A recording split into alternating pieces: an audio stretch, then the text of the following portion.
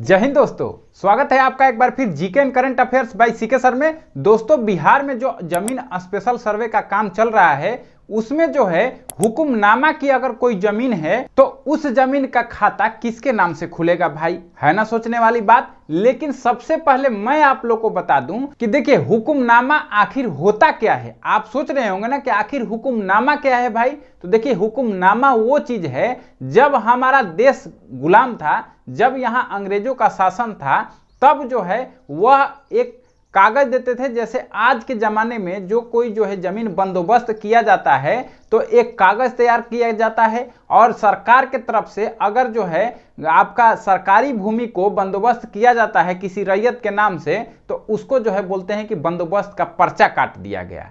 लेकिन उस समय जो है उसी जमीन को अगर बंदोबस्त किया जाता था तो उसको जो है जो कागज दिया जाता था उसको हुकुमनामा बोलते थे दोस्तों। तो अब आपको क्लियर हो गया होगा कि हुकुमनामा होता क्या है। तो अब बात करते हैं कि मान लीजिए आपको अंग्रेजों के जमाने से यानी 1946 के पहले से 1 जनवरी 1946 के पहले की कोई हुकुमनामा का कागज है और आपका रसीद कट रहा है या फिर नहीं कट रहा है या फिर जो है आपका कब्जा है नहीं है, ये सारे चीजों पे बात करूंगा कि जमीन जो है किसके नाम से खाता खुलेगा हुकुमनामा वाली जमीन का। तो इस वीडियो को आप कंप्लीट देखिएगा दोस्तों। और अभी तक आप मेरे चैनल को सब्सक्राइब नहीं किए हैं तो चैनल को सब्सक्राइब करने के साथ साथ बेल आइकन को दबा करके ऑल पर क्लिक कर लेना, क्योंकि इसी तरह का हेल्पफुल कंटेंट दोस्तों मैं यहाँ लेकर के आते रहता हूं। तो आइए चलते हैं वीडियो की ओर। दोस्तों, हुकुमनामा की जमीन जो है उसका खाता किसके नाम से खुलेगा, तो इसमें जो है टोटल 2 पॉइंट में बात करूंगा कि इन दोनों कंडीशन में जो है खाता किसके नाम से खुलेगा दोस्तों।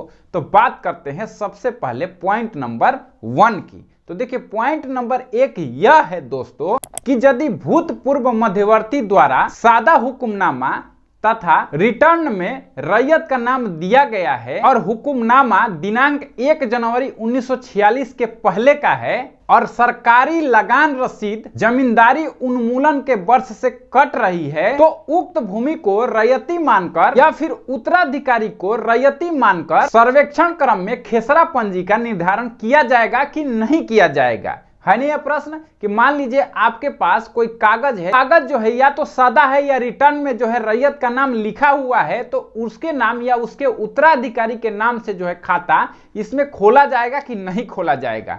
तो देखिए इस पर भूमि एवं राजस्व मंत्रालय का क्या आदेश है। तो देखिए इसमें जो है अपने भूमि एवं राजस्व मंत्रालय का सीधा सा स्पष्ट आदेश यह है दोस्तों कि हाँ, सर्वेक्षण प्रक्रम में रैयत या फिर जो है उत्तराधिकारी के नाम से खाता खोला जाएगा दोस्तों।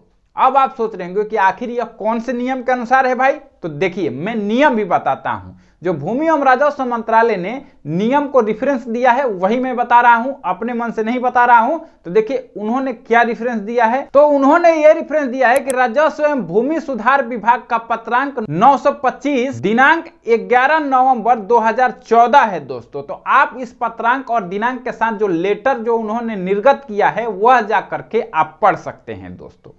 अब बात करते हैं पॉइंट नंबर 2 की। तो पॉइंट नंबर 2 यह है दोस्तों कि जो आपका हुकुमनामा है वो अनरजिस्टर्ड है, यानी जो है उसका रजिस्ट्री नहीं हुआ है और वह हुकुमनामा आपको 1946 के पहले प्राप्त हुआ है, तो इसमें जो है वो क्योंकि अनरजिस्टर्ड है तो उसका खाता किसके नाम से खुलेगा, आपके नाम से खुलेगा कि नहीं खुलेगा। तो देखिए इस पर जो है भूमि एवं राजस्व मंत्रालय का सीधा सा गाइडलाइन ये कहता है दोस्तों कि अनिबंधित हुकुमनामा के मामले में 1 जनवरी 1946 के पहले का हुकुमनामा है तो ऐसी स्थिति में उच्च न्यायालय पटना द्वारा दखल की स्थिति में क्या किया जाएगा उसके संदर्भ में नियमन। तो देखिए यह संदर्भ में नियम यह कहता है दोस्तों कि देखिए इसके अगर कोई आपके पास हुकुमनामा है वो अनरजिस्टर्ड है तो इस पर जो है पटना जो है हाई कोर्ट का एक आदेश पहले आया हुआ है, उसी का रेफरेंस यहाँ पर दिया है अपने भूमि एवं राजस्व मंत्रालय ने कि उसी के अनुसार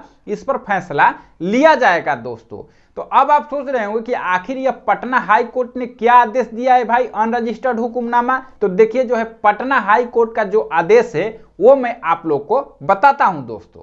तो देखिए पटना हाई कोर्ट का आदेश यह है दोस्तों, एक अपंजीकृत हुक्मनामा अंतिम निपटान के लिए स्वीकार्य है, लेकिन पंजीकरण अधिनियम की धारा 49 के प्रावधान के तहत इसे किसी भी सांप्रदायिक लेन देन के साक्ष्य के रूप में प्राप्त किया जा सकता है, जिसे पंजीकृत साधन द्वारा प्रभावित करने की आवश्यकता नहीं है। किसी व्यक्ति के कब्जे की प्रकृति या चरित्र का प्रमाण वास्तव में एक सांप्रदायिक प्रमाण है और इसे किसी पंजीकृत दस्तावेज द्वारा प्रभावित करने की आवश्यकता नहीं है। इस प्रकार वादी अपंजीकृत हुक्मनामा द्वारा अपने कब्जे की प्रकृति और चरित्र दिखा सकता है। और इसमें एक केस का रेफरेंस भी लगाया हुआ है दोस्तों, वो यह है महंत सचितानंद गिरी बनाम सीता देवी 1964 BLJR 16 है दोस्तों। तो इसका मतलब यह है दोस्तों, इसका मतलब मैं आप लोग को समझा रहा हूं कि देखिए अगर आपके पास 1 जनवरी 1946 के पहले का कोई अनिबंधित हुक्मनामा है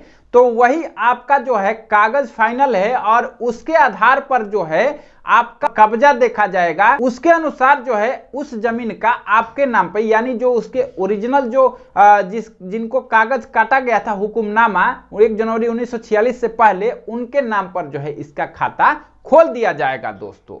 तो उम्मीद है यह वीडियो आप लोग को अच्छा लगा होगा। वीडियो अच्छा लगे वीडियो को एक लाइक करना, अपने दोस्तों के साथ शेयर करना। मिलते हैं नेक्स्ट वीडियो में एक नए टॉपिक के साथ, तब तक के लिए जय हिंद।